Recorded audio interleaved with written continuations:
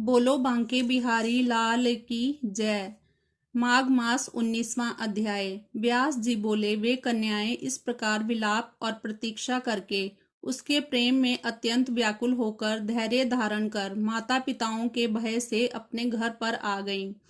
आकर वे सब जल यंत्र के पास गिर पड़ी। उनकी माताओं ने पूछा, यह क्या है? तुम सबको इतना विलंब कहाँ हुआ? कन्याओं ने कहा, किन्नरियों के साथ खेलती और आनंद पूर्वक गाती हुई हम सरोवर पर थीं। इससे दिन का पता ही नहीं चला। हे माता, हमें मार्ग की थकावट से संताप है। मोहवश कुछ भी कहने को हमारा मन नहीं है। वशिष्ठ जी ने कहा। ऐसा कहकर वे कन्याएं मणिभूमि पर लेटकर अपने आशय को छिपाती हुई प्रसन्न चित्त माताओं से बातचीत करने लगी।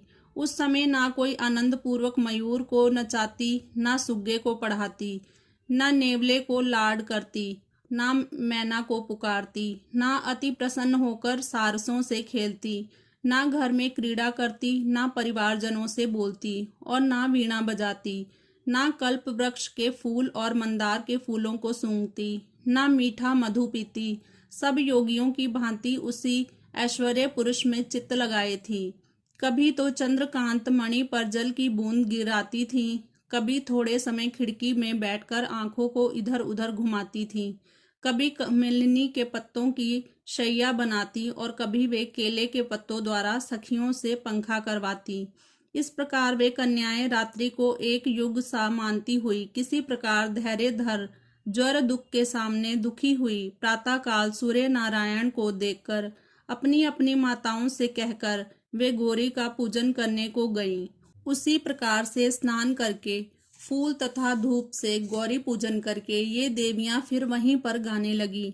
इसी बीच में वह ब्राह्मण भी स्नान करने के लिए उस अद्वितीय सरोवर पर आया। उसको देखकर वह उन कन्याओं ने बार बार वाह वाह किया और उस ब्रह्मचारी को चारों ओर से अपनी बाहों में घेर कर बोली कि हे मूर्ख, कल तो तू भाग गया था, परंतु आज नहीं भाग सकता। हम लोगों ने तुमको वर लिया है, अब इसमें कुछ विचार ना करो। उनके बाहुपाश में बंधे हुआ ही ब्राह्मण बोला कि तुमने कल्याण योग्य और अनुकूल वचन कहा है, परंतु मेरा आश्रम ब्रह्मचार्य है और अभी गुरुकुल में वेद पढ़ रहा हूँ, इसलिए उसकी रक्षा करना मेरा धर्म है। हे कन्याओं, मैं इस आश्रम में विवाह करना धर्म नहीं समझता। उसके वाक्यों को सुनकर वे कन्याएं कोयल की भांति उससे इस प्रकार बोली कि धर्म से अर्थ, अर्थ से काम तथा काम से धर्म का फल उदय होता है। इसलिए हम काम भावना सहित धर्म की अधिकता से तुम्हारे पास आई हैं। अनेक प्रकार के भोगों से इस स्वर्ग की भूमि को भोगो। तब उनके वचनों को सुनकर वह ब्राह्मण गंभीर वाणी में बोला, तुम लोगों का वचन सत्य है, परंतु मैं अपना व्रत समाप्त करके तथा गुरुजी की आज्ञा लेकर ही विवाह करूंगा। यह सुनकर वे कन्याएं स्पष्ट बोली, हे सुंदर युवक, तुम मूर्ख हो। अनोखी औषधि, ब्रह्म बुद्धि, रसायन, अच्छे कुटुंब की सुंदर नारियां, मंत्र तथा सिद्ध रस, इन पदार्थों के आने पर बुद्धिमान को धर्म रूप से इनको वर्जित नहीं करना चाहिए। भाग्य से यदि कार्य की सिद्धि हो जाए तो ज्ञान रखने वाले इनकी बुराई नहीं करते, क्योंकि बुराई से फल प्राप्त नहीं होता और टालने में यश नहीं मिलता। केवल भाग्यशाली पुरुष ही अच्छे कुल में पैदा हुई स्वयंवर चाहने वाली सुंदर कन्याओं को प्राप्त करते हैं, दूसरे नहीं। कहाँ हम अनोखी सुंदरियां, कहाँ आप तपस्वी बालक। हम जानती हैं कि बेमेल के मिलाने में विधाता की चतुराई नहीं, फिर भी आप हमारी शुभ कामना को गंधर्व विवाह से स्वीकार करें, अन्यथा हम जीवित नहीं रह सकेंगी। उनके इस प्रकार के वचनों को सुनकर उस धर्मात्मा विप्र ने कहा, हे मृग नेत्रियों, धर्म परायण लोग अपने धर्म को कैसे छोड़ सकते हैं? धर्म, अर्थ, काम और मोक्ष, ये चारों विधि पूर्वक सफल होते हैं और विपरीत होने से निष्फल हो जाते हैं। मैं व्रती रहकर अयोग्य समय में विवाह ना करूंगा। जो क्रिया के समय को नहीं जानता, उसकी क्रिया फल को प्राप्त नहीं होती। हे कन्याओं सुनो, मेरा चित्त इस समय धर्म के विचार में लगा है, इसलिए मैं स्वयंवर नहीं करूंगा। उसके रहस्य को जानकर इन मोहिनियों ने उसके चरण पकड़ लिए।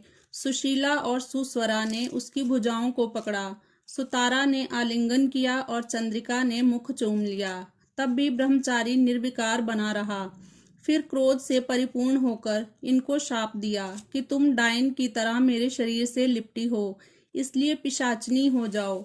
उससे ऐसा शाप सुनकर वे सब उसको छोड़कर उसके सम्मुख खड़ी हो गईं और कहने लगी, हमने क्या पाप किया है जो आपने हमको शाप दिया?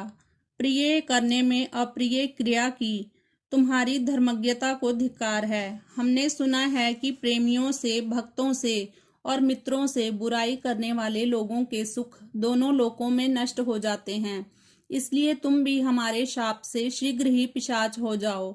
इस तरह क्रोध से भरी कन्याएं हांफती हुई भूख से दुखी हो गईं। तब हे राजन, आपस के क्रोध से उस सरोवर पर वे कन्याएं और वह ब्रह्मचारी सब पिशाच पिशाचिनी हो गए और कठिन शब्दों में चिल्लाते हुए अपने पहले पाप के कर्म फल को भोगने लगे। हे राजन, पूर्व जन्म के किए अच्छे और बुरे कर्म उचित समय ही प्रकट होते हैं, इनको देवता भी नहीं बदल सकते। जब कन्याओं को तलाशते हुए इनके माता पिता वहां पर आए तो इन्हें देखकर रोने लगे और कहने लगे कि वाह रे बालकों का प्रमाद, दैव गति का उल्लंघन नहीं हो सकता। इसके बाद ये पिशाच रात दिन दुखी रहते हुए सरोवर के तट पर इधर उधर फिरने लगे। बहुत दिन के पश्चात मुनियों में श्रेष्ठ लोमश जी पौष शुक्ल चतुर्दशी को अच्छोद सरोवर पर स्नान करने गए। क्षुब्धा से पीड़ित पिशाचों ने इनको देखा और हत्या करने के लिए गोल बांधकर उनकी ओर दौड़े, लेकिन वे लोमश ऋषि के ऐश्वर्य से जलने लगे तथा इनके सामने खड़े ना रह सके, दूर हट गए। देवनिधि ब्राह्मण भी वहां पर आ गया। हे राजन, उसने लोमश ऋषि को देखकर साष्टांग प्रणाम किया तथा मस्तक पर अंजलि को बांधकर सुंदर वचन कहने लगा। बड़े भाग्य से साधुओं का संगम होता है।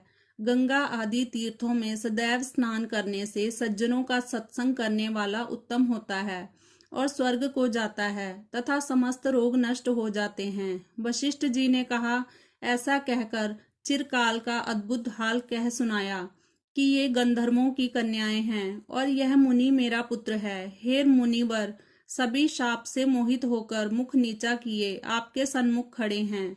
आपके दर्शन से आज बालकों का निस्तार उसी प्रकार होगा जिस प्रकार सूर्य के उदय होने से अंधेरा समाप्त हो जाता है। हे राजन, ऐसा सुनते ही लोमश ऋषि के नेत्रों में जल भर आया और दुखी पुत्र परम तेजस्वी उस ऋषि से बोले, मेरे प्रसाद से बालकों को शीघ्र स्मृति पैदा होगी। मैं उनका धर्म कहता हूँ, जिससे इनका आपस का शाप विलीन हो जाएगा। बोलो बांके बिहारी लाल की जय।